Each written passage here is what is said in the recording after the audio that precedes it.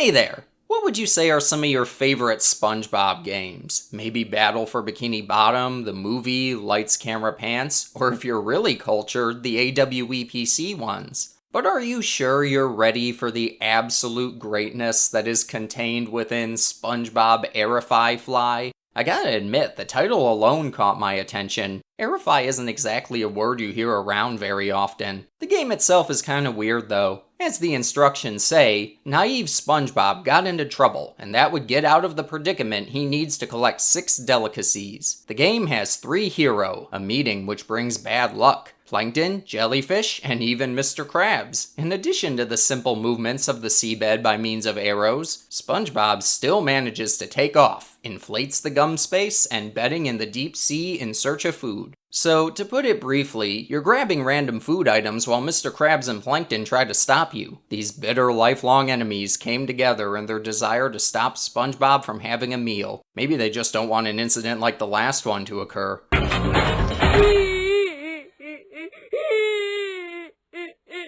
You fly up to platforms using a bubblegum bubble and try to collect all the items needed to open the exit. And the exit happens to be a giant Hubba Bubba container. You know why? Because this is actually a SpongeBob version of the game Bubblegum Run. It even has the same music and background graphics, even if they clash with the Bikini Bottom scenery. The game is ridiculously hard, too. SpongeBob just kind of flies all over the place and hits every enemy in his path. Why is Mr. Krabs so tiny? Yet Plankton is ginormous. I guess since his sprite was just taken from an official Flash game, there wasn't much regard for consistency. And I'd get it if the game involved you collecting Krabby Patty ingredients while Plankton tried to stop you, but Mr. Krabs being an enemy just makes it confusing. If you're gonna make a SpongeBob version of an existing game, at least keep it consistent with SpongeBob. Let's move on from this one. Next up, we have SpongeBob Skater. Oh, we've seen this unusual Patrick drawing before. There's Squidward in a toga with a messed up eye, too. We control Patrick and skateboard through the city, grabbing money and ice cream as we go. It'd be so much better if it was fried ice cream.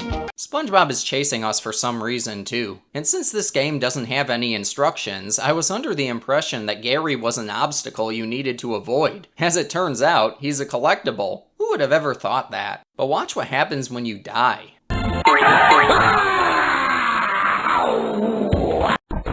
I mean, it's an appropriate sound to make, but this one's a little too weird. Next game. This is SpongeBob Shell Throwing.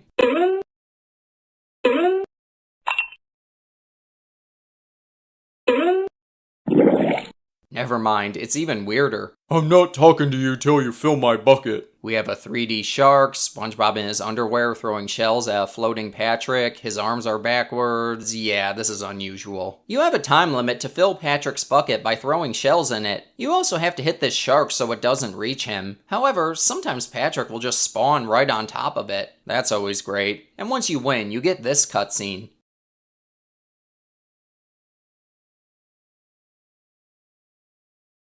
Hey, at least they acknowledge the lack of pants. It's a surprisingly difficult game for what it is. I can hardly get any shells in the bucket even when I'm convinced I have my aim just right. A game with a similar issue was SpongeBob Copacabana. And no, it has nothing to do with Barry Manilow. We won't see SpongeBob getting into any bar fights here. Just a really messy soccer game. Maybe.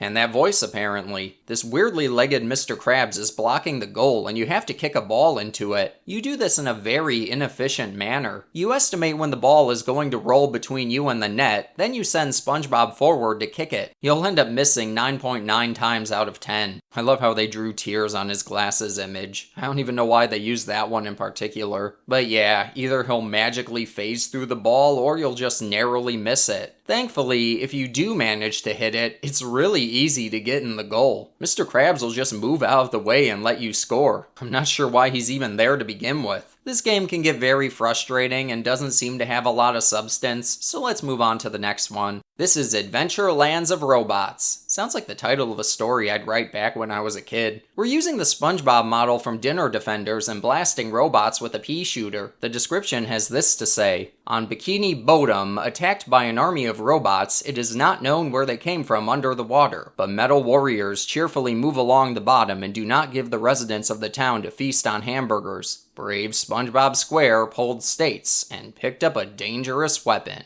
Neither iron aggressor will not escape punishment, and sandwiches in the cafe back Krusty Krabs. Wow, SpongeBob pulled the states together for this? But first of all, we can see the ground is nothing but a black void. Those are some pretty lethal peas too, capable of blowing up robots on sight. And what are those things? Those don't belong in a SpongeBob game. But you know what the real problem is? This game is boringly easy. If you just keep jumping and shooting, you'll hardly take any damage. Even when these enemies with extendable claws show up. There's really not too much to see here. Let's just move on. Here's Jellyfish Adventure, one that's a little more involved than the ones we've looked at so far. The jellyfish have escaped from SpongeBob House. Help SpongeBob catches those jellyfish on the other side of the house. Unfortunately, there is a fish monster outside the house hunting for SpongeBob. Get those jellyfish back by completing all the mini tasks without being caught by the fish monster.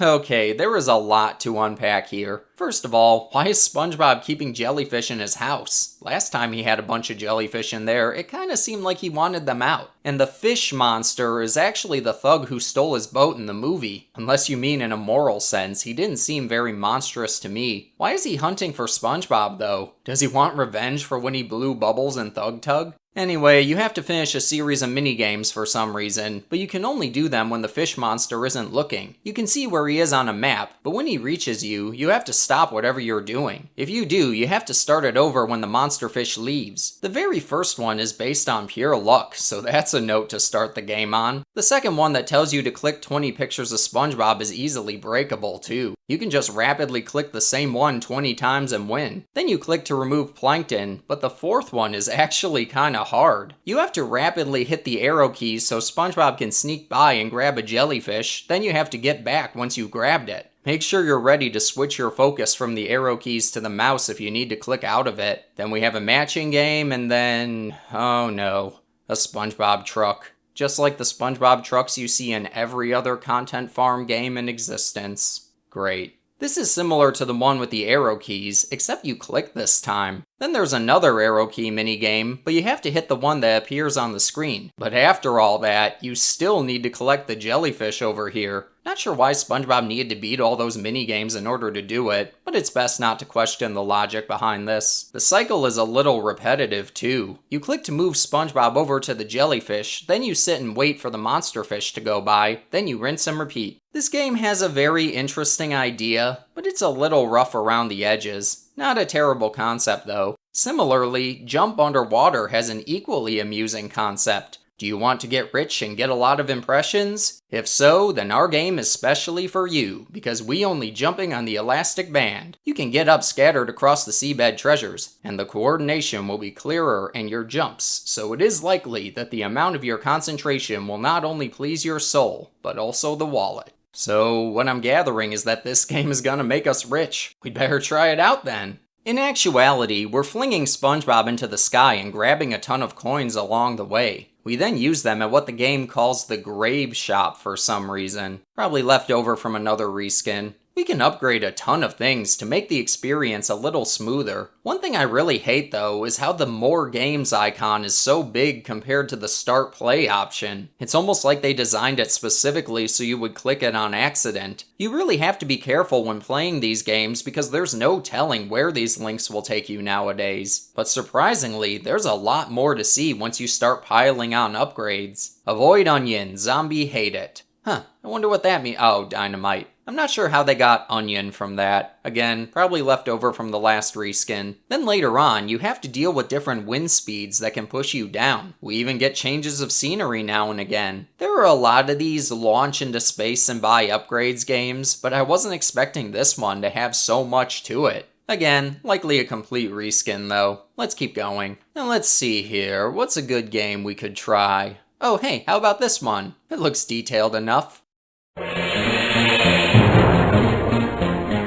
Welcome to SpongeBob Street Crime. Look, we even have an opening cutscene. SpongeBob's driving a car, even though he shouldn't have a license. I won't forget what he did to Sandy. But this gang called the Cash Flow Raiders just seems to be minding its own business when SpongeBob gets out of his car and decides to rain hell upon them. I love how he switches to a Super Brawl sprite whenever he punches. So now in typical beat-em-up fashion, you fight an onslaught of enemies by either punching them or shooting them until everyone on the screen is taken down. Then you move forward, into the dark abyss I guess. I love how we're shooting with the pea shooter too. Indigo Entertainment gave us a SpongeBob sprite with a firearm, so Flash game creators decided to make the most of it. You can't run out of ammo, but your gun can overheat if you shoot too much in a short time frame. You can grab upgrades for it though. The stages aren't too difficult for the most part, but I wasn't able to find a means of restoring health. This made the game a lot harder than it normally would have been, especially when the first boss showed up, the Sarbacan Anchovy. It really drains your health, but guess what? The stage isn't over once you beat it. As a matter of fact, even stronger enemies show up. Thankfully, the flamethrower upgrade can kill almost anyone in a single hit. The robot anchovy also becomes a regular enemy, but it isn't as hard to kill as the boss was. And after 40 more centuries, you finally reach the train station and move on to the next stage. Then it's basically the same level until... whoa, who are these guys? XDPD. Guess the police from Planet Xylodorf are here to stop us. You can actually beat this guy by just standing behind him whenever he shoots. It really isn't that complicated. And then we win and the game says we're the top dog in town. Fabulous. So this game isn't too bad, but it is a little weird. I would have liked it to have had a means of recovering health, but it wasn't too long and I managed to get through it anyway. A strange concept for a game, but again, not terrible. The idea of a SpongeBob beat-em-up has potential, but it's a little weird to execute it by using gang violence. Oh well, let's look at one that's a little less involved, such as River Cross. You lose the game if the SpongeBob hits the obstacles. I guess he's only one of many SpongeBobs. Squidward's nightmare. But make sure you carefully read the instructions before going into this, because at a glance, it looks like a Frogger clone, but you better not try jumping on these giant floating hot dogs. Those are obstacles. No, you're supposed to walk on the river itself. Yeah, that makes a whole lot of sense. And don't walk around too much before you try to cross, you'll just die for no reason. Aside from these oddities, it's easy to get the hang of. You just gotta work around every obstacle that appears. These can include half-made sandwiches, bombs, and comedically expanded hot dogs, or even electric barriers. Not sure why the Bikini Bottom mayor decided to implement those over the river. Stages might also add stipulations such as cross the river with 2 SpongeBobs. I guess it makes sense since the instructions established there were more than one. Again, a strange game, but not terrible. One that appears to be made by the same people is Power Jump. SpongeBob wants to attack his enemy. Seems like a good motivation. Just get ready for one of the most aggravating platform jumpers you've ever had to endure. You jump and drag the mouse to move him from one to the other, but he is so flimsy and hard to control that it's nearly impossible. You can use the arrow keys, but he'll still try to follow your mouse no matter where you've left it on the screen, even if it's outside the window. He'll actively fight you when you try to move him, and you take damage if you fall from high enough. These rockets will also completely ruin your day. This game is very frustrating, and it isn't one I have the patience to get through. Let's get out of here. Maybe we can find some relief in SpongeBob Postman. I can already tell from the title screen that this is an absolute masterpiece. But I think the instructions are missing a few essential components here. From what I gather, if your score is high enough, you can win a luxurious trip to Paris, Barcelona, or Rome. Runner-up prizes include a gym membership and bottles of Jameson whiskey. Wow, sounds like this Flash game is the real deal. We'd better get a high score then. But honestly, you deserve those prizes if you can get a high score in this. You have to throw mail to random civilians, who totally don't belong in the SpongeBob universe. But there are obstacles everywhere, and they can be nearly impossible to work around. You can throw newspapers at pigeons for extra points though. Seems like a waste. You'd probably lose your job if you spent the whole day doing that. The stages are randomly generated too, so sometimes you get a fairly straightforward one, and other times you get far too many obstacles to work through. Doesn't seem like the high score contest was a very fair fight. It's just a matter of who could get randomly given the best stages. And anyway, I can't get a high score, so I'll have to settle for the Jameson whiskey and the gym membership. Maybe I can work out and get to be as tough as SpongeBob is in Super Transformation. But, why is there a SpongeBob Ghost Freak recolor? That is very unusual. and somewhat unsettling. SpongeBob got into a mysterious underground world which is full of juicy hamburgers, but they are in different hazardous locations. The Rocky Labyrinth has a special magic. There are special portals with green crystals, which are able to transform into the hero athlete, like the Hulk, or light-floating ghosts like Lil Sea Sponge. The new images will help the character to overcome obstacles, which cannot pass the ordinary form. Draw lines with the mouse trails. So in this Ben 10-inspired game, you travel through caves by drawing a line for SpongeBob to run across. You grab the juicy hamburgers and try to reach the exit. SpongeBob can also transform into a macho version of himself or Ghost Freak, but these transformations really don't seem to help much. I'm literally falling right through the line. I like the idea of this game, but it doesn't appear to be really fleshed out. It might have needed a little more work than this. And now that you've seen this video, Ghost Freak SpongeBob will appear in your bedroom at 3 a.m. Good luck sleeping tonight. So moving on, this is Sea Diver. This hilarious Bob again with you, and he's so restless as ever. Now he came up with a new task. Jump into the water with a low cliff and there to catch a variety of items. But since he cannot do it, you have to help him. Namely, you have to send it to the water, but at right angles to it for a small number of attempts fished all subjects. After all attempts, you only have 5, so try to use them successfully. And as those very useful instructions say, we have to aim SpongeBob and fling him into the ocean to grab treasures. It's actually kinda hard. You have to be really specific with your aiming to reach the more far-off items.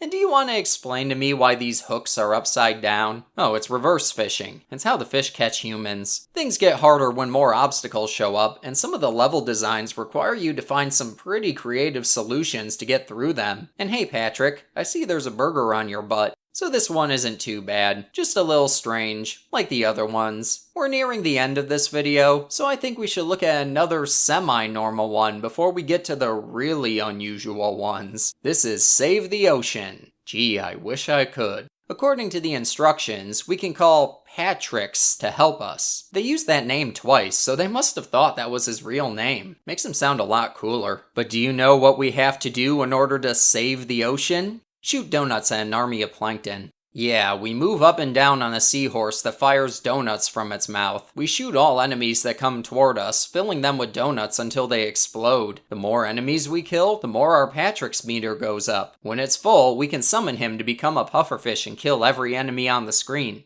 Oh great, now the enemies have hair. That's just too weird for me. Everything else about this game makes sense though. But here's another interesting fact about it. There's a Mr. Bean version of this that's literally the exact same game. It even makes more sense. It doesn't have anything to do with Mr. Bean, but he's in a submarine shooting sharks with missiles. That makes a heck of a lot more sense than shooting donuts at plankton from a seahorse. These content farm games will never make sense to me no matter how much I try to understand them. But you know what? They just aren't weird enough. I don't feel a satisfying amount of confusion, so let's take it to the max. Here are a few especially unusual SpongeBob games. Prepare yourselves for this one. It's a doozy. This is SpongeBob SquarePants Injured. Now this is just an absolute mess. Someone took a random image of SpongeBob and drew a bunch of MS Paint injuries on him. I like how they just drew red and gray lines in his eyes too. Totally understand what those are supposed to be. So now we get to be his doctor as we clean all these really nasty bruises. You get an applause whenever you do anything.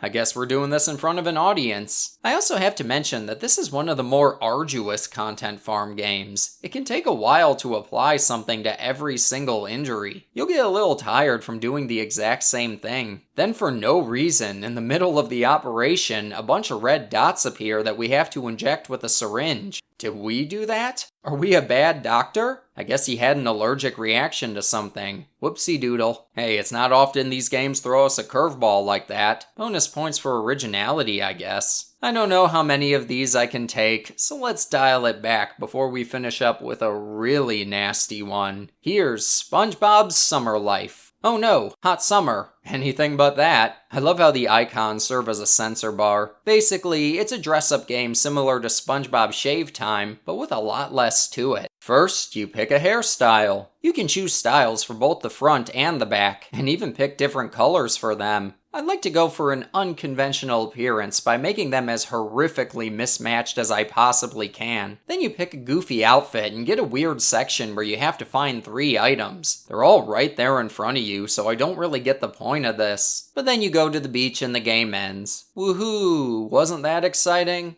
Okay, now let's nauseate ourselves. So back when I made my very first video on these SpongeBob oddities, I looked at one game in particular, but didn't say much about it because you could easily skip to the end without having to do anything. Well, I'm not too satisfied with my assessment, so I figured we'd go back and look at it again. This is SpongeBob Nose Doctor. Now that's disgusting. SpongeBob has some issues with his nose, so it's up to us to go in there and sort them out. Like I mentioned before, you can literally just keep hitting the next button and you'll win without having to do anything. That's basically the good ending, because you probably don't want to see what horrors lurk within his nostrils. It doesn't need to be said that games like these aren't very good, but this one has some unique issues of its own. Whenever you do something, at least one of your items will light up and you can do something else. However, if you hit the next button, you move on to the next screen even if you aren't finished. There's no way to go back either, so it just becomes impossible to complete everything. Then eventually, we go inside the nose and get met with a slightly different format. We have to search with a magnifying glass so we can disintegrate germs and evil star guys. I guess Patrick's microscopic relatives are causing problems in SpongeBob's nose again. And I guess the game is over whenever you hit the next button enough times. I'm not sure why I'm complaining though. Normally I'd take the opportunity to avoid looking at nasty nostrils every chance I get. I should be happy this game is broken. Maybe all these unusual Flash games are starting to get to my head. I should go lay down or something. I think I've lost my ability to think straight. So anyway, that's going to do it for today's selection of weirdness. And you know what? I'd say it was a productive use of time. We really learned a lot about environmentalism, society, greed, and all that good stuff. Sometimes you have to look in the most unusual places to find the lessons that really matter. Thank you, bizarre SpongeBob web games. You have truly given the world what it needs right now. That's all I can handle, though. Guess I'll see you all next time. I swear it'll be a much more normal video than this. So for the time being, be sure to subscribe, follow me on the accounts in the description below, and tune in to our next installment. Thank you for joining me. I will see you in the next memory.